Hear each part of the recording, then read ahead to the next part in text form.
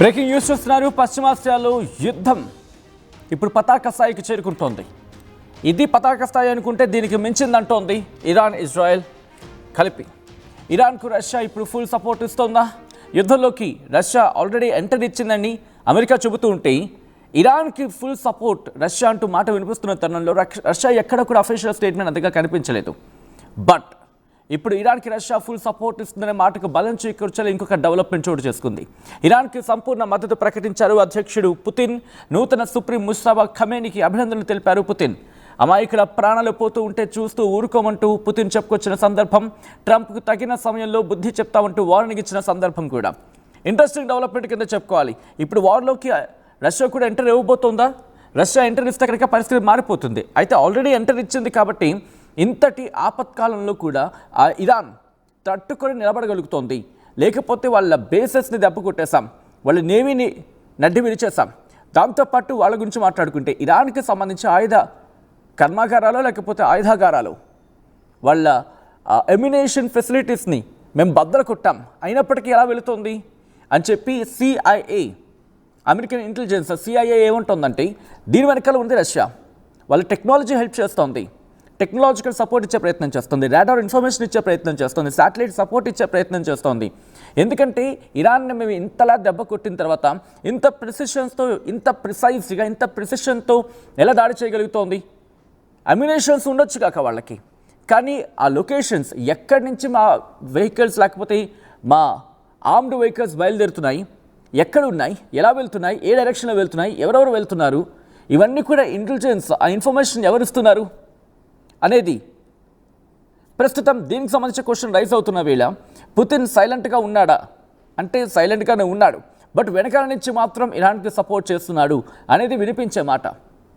But ఇంట్రెస్టింగ్గా Russia ఇక్కడ support ఇచ్చే అవకాశం ఉంది ఇరాన్కి. ఎందుకో కూడా మాట్లాడుకునే ప్రయత్నం చేద్దాం. మీకు గుర్తుందా బలిస్టిక్ మిసైల్స్తో, మీ బలిస్టిక్ మిసైల్స్ కావచ్చు, డ్రోన్లతో కావచ్చు, కామికాజీ డ్రోన్స్ మీకు గుర్తుంది కదా. రష్యా యుక్రెయిన్ యుద్ధంలో కామికాజీ డ్రోన్స్ చాలా గట్టిగా వినిపించిన మాట. ఈ కామికాజీ డ్రోన్స్ని ఇరాన్ ఇచ్చిందనేది వినిపించే మాట ఈ రష్యాకి. At the same time ballistic missiles కూడా యుక్రెయిన్ కొట్టే ప్రయత్నం చేసినప్పుడు రష్యాకి బాగా ఎమ్యునేషన్స్ విషయంలో సపోర్ట్ ఇచ్చింది అనేది ఇరాన్కి వినిపించే మాట. అండ్ దాంతోపాటు ఫ్యూయల్ గురించి లేకపోతే ఎనర్జీ గురించి చైనాకి సపోర్ట్ ఇచ్చింది అప్పుడు. కాబట్టి రెండు వైపులా కూడా ఇటు ఇరాన్ని ముందుని నడిపిస్తున్నాయనేది ఇక్కడ అర్థమవుతున్న సందర్భం. అయితే ఎందుకు పుతిన్ ఇప్పుడు అడుగు పెట్టాడు, ఇంతవరకు ఎందుకు అడుగు పెట్టలేదు అనే దాని గురించి మాట్లాడుకునే ప్రయత్నం చేస్తాం. అడుగు పెట్టాడు అంటే కనుక పూర్తి స్థాయిలో అడుగు పెట్టలేదు. ఎందుకంటే డైరెక్ట్ వార్లోకి దిగితే ఇది ఇక ఇరాన్ ఫ్రేమ్ అవుట్ అయిపోతుంది. ఇక ఫ్రేమ్లోకి వచ్చేది రష్యా వర్సెస్ అమెరికా. సో ఇది మూడో ప్రపంచ యుద్ధం ముంగిటి నిల్చున్న పరిస్థితి అనుకోవాలి. కాబట్టి ఇక్కడ మీకు గుర్తుంటే కనుక ఎప్పుడైతే రష్యాకి యుక్రెయిన్కి వార్ జరుగుతోందో అంతవరకు సపోర్ట్గా ఉంటానన్న యూరప్ కావచ్చు లేకపోతే అమెరికా కావచ్చు, నీ వెనకాల నేనున్న వెళ్ళి కొట్టిపడాయని చెప్పి యుక్రెయిన్కి చెప్పిన అమెరికా అండ్ ఈ so called western countries, UK కావచ్చు లేకపోతే పశ్చిమ దేశాలు, యూరప్ ఎస్పెషల్లీ.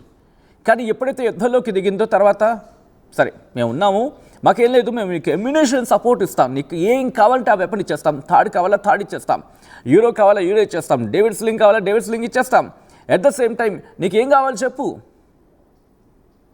నీకు ఐరన్ డోమ్ కావాలా ఇజ్రాయెల్ అడిగి ఇప్పించేస్తాం అన్న లెవెల్లో బిల్డప్ కొట్టింది అప్పుడు అమెరికా. బట్ వ్యాపారం మొదలుపెట్టింది. ఆ వ్యాపారం ప్రతిఫలం ఇప్పుడు అవడంపించడం జరుగుతుంది Trump. So back to the subject here at again. అప్పుడు యుక్రెయిన్ని వాడుకొని యుక్రెయిన్ ఉపయోగించుకొని ఇప్పుడు కూడా యుక్రెయిన్ ఉపయోగించుకుంటున్న సందర్భం ఉంది కదా, ఎలా అనేది చెప్పే ప్రయత్నం చేస్తాను. ఎందుకంటే రష్యాని దెబ్బ కొట్టాలి, అంతా కూడా జియో పాలిటిక్స్, ఎవరి సత్తా ఏంటి అనేది చూసుకునే ప్రయత్నం మాత్రమే. తన వరకు వస్తే మాత్రం తన ఆత్మరక్షణ గురించి ఆలోచించుకునే ఈ సందర్భంలో అప్పుడు పక్కవాడి గురించి ఆలోచనాత్మక విమర్శ లేకపోతే ఆలోచన సెకండ్ ప్రిఫరెన్స్లోకి వెళ్ళిపోతుంది. ఇక్కడ అమెరికా అంతవరకు యుక్రెయిన్ యుద్ధంలో నేను సపోర్ట్గా ఉంటాను, రష్యాని కొట్టేద్దాం, రష్యాని పీకేద్దాం, పొడిచేద్దాం అని చెప్పి బిల్డప్ ఇచ్చిన అమెరికా లాస్ట్ మూమెంట్ వచ్చినప్పటికీ ఇక్కడ నువ్వు చూసుకో,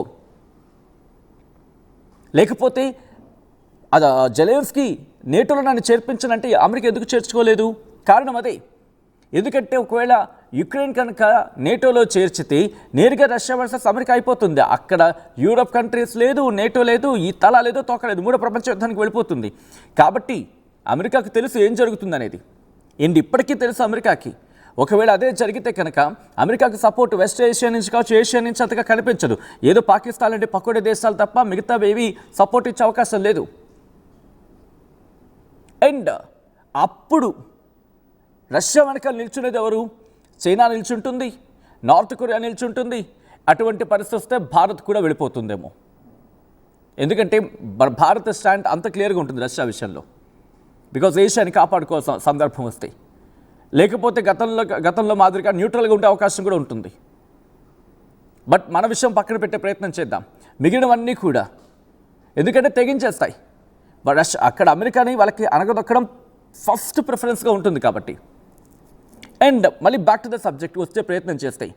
ఇప్పుడు నేరుగా రష్యా ఎందుకు వెళ్ళట్లేదు ఇరాన్కి సపోర్ట్గా? 2 కారణాలు. ఫస్ట్ ఏంటంటే యుక్రెయిన్తో యుద్ధం ఇంకా కంటిన్యూ అవుతోంది. అండ్ అమెరికా ఏం చేస్తుంది? ఎంగేజ్ చేస్తుంది. యుద్ధం మొదలుపెట్టే కన్నా ముందు యుక్రెయిన్ మళ్ళీ రష్యా మీద దాడి చేయించింది, రష్యా తిరిగి దాడి చేసింది. అక్కడ లాక్ అయిపోయింది. వాళ్ళు కూడా నష్టపోయి ఉన్నారు ఇప్పుడు. అండ్ ఇప్పుడు మళ్ళీ ఈ శాంక్షన్స్ విధించిన తర్వాత మరింత నష్టాలను చవిచూస్తుంది రష్యా. అండ్ ఫైనాన్షియల్గా ఇప్పుడు గ్రోత్ గురించి ఆలోచించుకుంటోంది. ఎందుకంటే energy market, petrol, diesel, fuel, gas ఇవన్నీ కూడా. ఎందుకంటే ఇక్కడ గల్ఫ్ దేశాల్లో లాక్ అయిపోయింది, గల్ఫ్ దేశాలు బంధించబడ్డాయి ఇప్పుడు. కాబట్టి ఆప్షన్ అంతా రష్యా వైపు ఉంది, రష్యా వైపు చూస్తుంది ప్రపంచం. సో అక్కడి నుంచి మార్కెటింగ్ జరిగితే ఏషియాకి కాస్త ఉపయోగపడే అవకాశం ఉంది. కాబట్టి ఇన్ని సాధ్యాసాధ్యాల గురించి మాట్లాడుకుంటున్న తరుణంలో ఆప్షన్స్, ఆల్టర్నేటివ్స్ క్లియర్ కట్ కళ్ళ ముందు కనిపిస్తూ ఉంటాయి. రష్యా ఇప్పుడు అంత వేగంగా యుద్ధంలోకి దిగదు. అయినప్పటికీ యుద్ధంలోకి దిగకపోయినా సపోర్ట్గా మాత్రం వెళ్తుంది. ఇరాన్కి సపోర్ట్గా వెళ్తుంది అనడంలో అతిశయోక్తి లేదని చెప్పుకోవాలి. అయితే పుతిన్ వార్నింగ్ గురించి కూడా పట్టించుకోవాల్సిన సందర్భం. ఎందుకు అమెరికా ఇప్పుడే యుద్ధంలోకి దిగింది అనేది కూడా మాట్లాడుకునే ప్రయత్నం చేస్తే ఇక్కడ వినిపించే ఫస్ట్ మాట ఏంటో తెలుసా? మీకు బాగా గుర్తుంటే శాంతి చర్చలు జరుగుతూ ఉన్నాయి ఇరాన్కి అమెరికాకు మధ్య. ఒక పక్క ఇది జరుగుతోంది, ఇంకో పక్క మరికొద్ది రోజుల్లోనే అమెరికా అధ్యక్షుడు ట్రంప్, రష్యా అధ్యక్షుడు పుతిన్ అండ్ యుక్రెయిన్ అధ్యక్షుడు జెలెన్స్కీ వీళ్ళు ముగ్గురు భేటీకి కావాల్సి ఉంది. భేటీలో శాంతి చర్చలు జరగాలని చెప్పి. బట్ ఆ డెవలప్మెంట్ చోటు చేసుకునే కన్నా ముందు ఇది జరిగిపోయింది, ఇరాన్ డెవలప్మెంట్ జరిగిపోయింది. సో ఇండైరెక్ట్ సైన్ ఏంటది? రష్యాని ఒప్పించాలి అనేది వినిపించమాట. అంటే బెదిరిస్తే ఇరాన్ లొంగిపోతే కంట్రోల్లోకి వచ్చేస్తే ఆటోమేటిక్గా రష్యాని ఎక్కడో బెదిరించవచ్చు, రష్యా నడ్డి విరిచేయచ్చు, రష్యాకున్న సపోర్ట్స్ని మెల్లిగా కట్ చేసేయచ్చు, తోకల్ని కట్ చేసేయచ్చు, ఆ తర్వాత చూసుకుందామని ఒక వ్యూహంతో అమెరికా వెళ్ళే ప్రయత్నం చేసింది. ఎప్పుడు ట్రంప్ వ్యూహం చాలా క్లియర్ కట్గా మనకు అర్థమైపోతుంది. ఎందుకో చెప్పనా? శాంతి చర్చలు అంటాడు ఫస్ట్, అవి జరుగుతూ ఉంటాయి. ఒక టైం బౌండ్ విధిస్తాడు. ఆ టైం బౌండ్ విధించాడంటే మాత్రం గుర్తుపెట్టుకోవాల్సింది అది యుద్ధానికి క్లియర్ కట్గా, యుద్ధానికి అదొక డేట్ ఫిక్స్ చేసినట్టే. సో అటువంటి ట్రంప్ ఆ డేట్ ఫిక్స్ చేశాడంటే దాన్ని బట్టి వ్యూహాలు అర్థమైపోతుంటాయి. అందుకే ఇరాన్ ఇప్పుడు కాదు, ఏకంగా ఐ థింక్ 1990 నుంచి 98 చివరాఖరి నుంచి 1990 చివరాఖరి నుంచి కూడా యుద్ధానికి వాళ్ళు సిద్ధమైనారు. 47 నుంచి వాళ్ళ ఏర్పాట్లు వాళ్ళు చేసుకోవడం జరుగుతోంది. సో ఇరాన్కి ఇదేం కొత్త కాదు, వాళ్ళు ఆల్రెడీ ప్రిపేర్ అయి ఉన్నారు కాబట్టి అమెరికాకి అర్థం కావట్లేదు వ్యూహం. సో ఇప్పుడు రష్యా విషయానికి వస్తాయి. ఇక్కడ ఆల్రెడీ శాంతి చర్చలు అని చెప్పి వెళ్ళి లాక్ చేసే ప్రయత్నం చేసింది. కానీ ఇరాన్ చాలా వ్యూహాత్మకంగా వెళ్ళి ఢీకొట్టింది. అండ్ ఢీకొట్టే ప్రయత్నాలు కంటిన్యూ అవుతూనే ఉంది. అమెరికా ఊహించింది ఏంటంటే రష్యా ఎప్పుడైతే ఇక్కడ ఇరాన్ లాక్ అయిపోతుందో రష్యాని బెదిరించవచ్చు, బహుశా పుతిన్ బెదిరే అవకాశం ఉంటుంది చెప్పి. పుతిన్ ఏమైనా అల్లాటప్ప మనిషా? పుతిన్ ఏమైనా చిన్నపిల్లాడా? అందులో ఆ దేశానికి సంబంధించి డిప్లొమసీ అంటే దౌత్యం విషయంలో చాలా పట్టున్న వ్యక్తి. ఎందుకంటే గూఢచారి కూడా ఒకప్పుడు ఆ డిఫెన్స్లో కీలకమైన వ్యక్తి పుతిన్ అనే వ్యక్తి ఆ దేశానికి. అటువంటి వ్యక్తి ఇప్పుడు అధ్యక్షుడు అయ్యాడంటే ఇంకెంతలా ఉంటుంది? ఏదో రోడ్డు మీద 4 రాళ్ళు ఏరుకునేవాడు వచ్చి ఇప్పుడు అధ్యక్షుడు అమెరికాలో కూర్చుంటే ఆ అతగాడికి అండ్ ఆ దేశానికి డిఫెన్స్లో కీలకంగా వ్యవహరించి ఒక గూఢచారిగా వ్యవహరించిన సందర్భం కూడా ఉండి ఎన్నో ఆపరేషన్స్ నిర్వహించిన తర్వాత ఆ దేశానికి ఇప్పుడు అధ్యక్షుడిగా ఉన్న పుతిన్కి పోలికే ఉంటుంది. అండ్ ఎవరి వ్యూహాలంటే అర్థమైపోవా? నవ్వుతూనే అక్కడ వ్యూహాలు మార్చేసే వ్యక్తి పుతిన్ అయితే ఆ యాటిట్యూడ్ చూడండి. పుతిన్ ఎప్పుడైనా కళ్ళతోనే మొత్తం నడిపిస్తూ ఉంటాడు, చిన్న చిరునవ్వు నవ్వుతాడు. ఆ ఫేషియల్ ఎక్స్ప్రెషన్సే చెప్పేస్తాయి పుతిన్ ఎలాంటి వాడనేది. వెట్టకారం కనిపించదు, నవ్వులో ఒక మాటలో ఒక విరుపు ఉంటుందేమో. పుతిన్ మీరు మాటను అబ్జర్వ్ చేసినప్పుడు మాటల్లో విరుపు ఉంటుంది. అందుకని మొహంలో ఎక్కడా వెటకారం కనిపించదు. ఆయన సమాధానం చాలా ధీటుగా చెప్తాడు, హుందాగా చెప్తాడు. అండ్ ట్రంప్ విషయానికి వస్తేనా ముఖంలోనే చెప్పేస్తుంది, ఒక జోకర్ని తీసుకొచ్చి అధ్యక్షుడిని కూర్చోబెట్టారని చెప్పి. ఆయన వీరికి తగినట్టు వాడు యుక్రెయిన్ అధ్యక్షుడు కూడా ఉంటాడు. ఎందుకు ఏం చెప్తాడో తెలియదు. కన్ఫ్యూషన్లో నెట్టేస్తారు వీళ్ళిద్దరూ కలిసి. అండ్ వీళ్ళిద్దరూ కొట్టుకున్నారు అమెరికా, విచిత్రం. సో యుక్రెయిన్ విషయానికి మళ్ళీ వచ్చే ప్రయత్నం చేస్తే, యుక్రెయిన్ రష్యాకి ఇక్కడ యుద్ధం జరుగుతున్న సందర్భంలో ఇప్పుడు యుక్రెయిన్ దగ్గర ఉన్న ఈ డిఫెన్స్ సిస్టమ్, ఎయిర్ డిఫెన్స్ సిస్టమ్ని తీసుకెళ్ళి అక్కడ పడేశాడు. ఇక్కడ వెస్ట్ ఏషియాలో, గల్ఫ్ దేశాల్లో పడేశాడు. ఇప్పుడు ఆ గల్ఫ్ దేశాల్లో పడేసిన తర్వాత గల్ఫ్ దేశాల్లో ఉన్న ఆ ఎయిర్ డిఫెన్స్ సిస్టమ్ని ఇరాన్ కొట్టి పడేస్తోంది. సో ఏం చేయాలో అర్థం కావట్లేదు అమెరికాకి. ఎందుకంటే వీళ్ళకి ఎయిర్ డిఫెన్స్ సిస్టమ్ ఇవ్వాలి, సపోర్ట్ ఇవ్వాలి, అక్కడ నిలబడాలి. యుద్ధం ఎన్ని రోజులు అవుతుందని చెప్పి ఊహించలేదు. అండ్ పక్క రష్యా సపోర్ట్ వెళ్తోంది. ఇప్పుడేమో ఏకంగా పుతిన్ వార్నింగ్ ఇస్తున్నాడు. సో నేరుగా రష్యా రంగంలోకి దిగే అవకాశం ఉంది. యాజ్ ఆఫ్ నో ఉన్న సిచ్యువేషన్లో రష్యా అయితే దిగదు. ఎందుకంటే దిగాల్సిన అవసరం కూడా కనిపించట్లేదు. రష్యా బ్యాక్ బోన్గా ఉండి ఇరాన్ని నడిపించిందనే మాట వాస్తవం అయితే కనుక ఇనఫ్. ఇరాన్ తన సత్తా ఏంటి తను చూసుకోగలదు. అసలు ఇంతకీ వాళ్ళ దగ్గర ఎన్ని అమ్యునేషన్స్ ఉన్నాయి, ఎన్ని మిజైల్స్ ఉన్నాయి అనేది ఎక్కడ అఫీషియల్ లెక్క రావట్లే. నిన్న కాక మొన్న 1000 మిజైల్స్ మాత్రమే మిగిలాయని చెప్పి ఏదో వార్త వచ్చింది. బట్ తవ్వుతున్న కొద్దీ తీస్తూనే ఉన్నారు, తవ్వుతున్న కొద్దీ బయటకు వస్తూనే ఉన్నాయి. అందుకే ఇప్పుడు గ్రౌండ్ ఆపరేషన్కి ఇప్పుడు సిద్ధమయ్యే ప్రయత్నం చేస్తుంది కదా అమెరికా. సో ఆ ఇన్ఫర్మేషన్ కూడా ఇటు ఇజ్రాయెల్ మొసాద్కి ధీటుగా రష్యా కనుక పనిచేస్తుంది అనుకుందాం ఇక్కడ. దెన్ ఇట్ ఈస్ ఆ tough situation, tough call for America. ఎందుకంటే అమెరికా అదే గోల పెడుతుంది, అమెరికా అదే భయపడిపోతుంది. అసలు ఇరాన్కి ఇన్ఫర్మేషన్ ఎలా వెళ్తుంది? ఎందుకంటే మిసైల్స్ వస్తున్నాయని చెప్పి. ఎందుకంటే దాదాపుగా ఇరాన్కి ఇజ్రాయెల్కి ఒక 1500 నుంచి 2000 కిలోమీటర్ల దూరం ఉంటుంది, లేకపోతే 2500, హార్డ్లీ ఇప్పుడు 3000 అనుకుందాం. అంత ఉండదు, బట్ 2500 అంతే కొంత ఉంటుంది. ఒక మిసైల్ ఇరాన్ నుంచి ఇజ్రాయెల్ చేరుకోవాలంటే వయా ఇరాక్ కావచ్చు, సిరియా కావచ్చు, ఇలా కింద జోర్దాన్ కావచ్చు, ఈ దుబాయ్, వీటి మీద నుంచి వెళ్ళాలి. మరి ఇరాన్ యాంటీ మిసైల్ సిస్టమ్లో లేకపోతే వాళ్ళకున్న మెకానిజంలో, టెక్నాలజీలో అమెరికా ధ్వంసం చేసేస్తే మరి ఎలా వెళ్తుంది? ఇది లాజికల్గా వచ్చే డౌట్ కదా. ఇరాన్కి ఎలా వెళ్తుంది? ఇది లాజికల్గా వచ్చే డౌట్. సో ఈ లాజికల్ డౌట్ని దానికి ఉటంకించే ప్రయత్నం చేస్తుంది సిఐఏ. ఎవరికి? రష్యాకి. పుతిన్ వెనకాల పుతిన్ హస్తం ఉంది, ఉంటే ఉండని. మరి నీకు లేదా? ఇజ్రాయెల్కి మరి నువ్వు సపోర్ట్ ఇవ్వటం లేదా?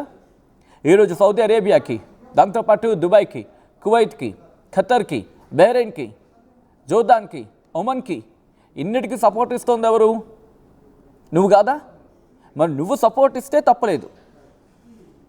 నువ్వు చేస్తే ఆచారం, పక్కోడు చేస్తే అపచారం, అంతే కదా. నువ్వు చేస్తే ఆచారం, పక్కోడు చేస్తే అపచారం. ఇది అమెరికా పద్ధతి. నేను ఏది చేసినా రైటే. నువ్వు వెళ్ళి వెనిజులాలో ఉన్న అధ్యక్షుడిని అక్కడి నుంచి కిడ్నాప్ చేసి తీసుకెళ్ళిపోవచ్చు, తప్పులేదు. అది నువ్వు చేయొచ్చు. ఇక్కడ ఇరాన్లో ఉన్న ఒక అధ్యక్షుడిని లేకపోతే సుప్రీం లీడర్ని అక్కడేదో ఇష్యూస్ ఉన్నాయని చెప్పి, అక్కడేదో మహిళలు వేధిస్తున్నాడని చెప్పి, మరి పాకిస్తాన్లో జరుగుతోంది ఏంటి? అది నీకు పట్టింపు ఉండదు. అక్కడ దాడి చేయవు, ఎందుకంటే నీకు అవసరం కాబట్టి. ఇరాన్లో మాత్రం దాడి చేసేస్తావు. సిరియాలో అంత దారుణాలు జరిగినప్పటికీ అక్కడ ఒక ఉగ్రవాద సంస్థ నుంచి పుట్టుకొచ్చిన వ్యక్తిని అక్కడ అధ్యక్షుడిగా యాక్సెప్ట్ చేసేస్తావు, హీరో అని కూడా. ఇది ఇరాక్లో ఏం జరుగుతుందో తెలుసు. ఇన్ని జరుగుతూ ఉన్నప్పటికీ కూడా రష్యా మీద నేరుగా మాట్లాడే ప్రయత్నం చేయలేకపోతున్నాడు ట్రంప్. ఎందుకంటే ట్రంప్కి తెలుసు ఇప్పుడు రష్యాని కెలికితే అనవసరంగా తల బొప్పి కట్టింది, మనకి దెబ్బలు తగులుతున్నాయి. ఇప్పుడు దెబ్బలు ఇంకా ఎక్కువ అయ్యే అవకాశం ఉంది. ఏషియా అంతా ఒకటైపోతుంది. బహుశా అప్పుడు ఇది కొద్దిసేపటి క్రితం మాట్లాడుకున్నట్టుగా ఎగ్జాగరేషన్ అని కాదు, కానీ ఎగ్జాగరేట్ చేయడం కాదు, కానీ బయోవార్కి దారితీస్తున్నా పెద్దగా ఆశ్చర్యపడాల్సిన అవసరం లేదు ఇక్కడ. ఎందుకంటే తెగించేశారనుకోండి, తెగించేసేస్తే ఏమవుతుంది? అయితే న్యూక్లియర్ వార్ అనేది అంత వేగంగా ఊహించే పరిస్థితి ఉందా అంటే కనుక, న్యూక్లియర్ వెపన్ని ప్రయోగిస్తే వాళ్ళకే కాదు ప్రపంచానికి కూడా ప్రమాదం కదా.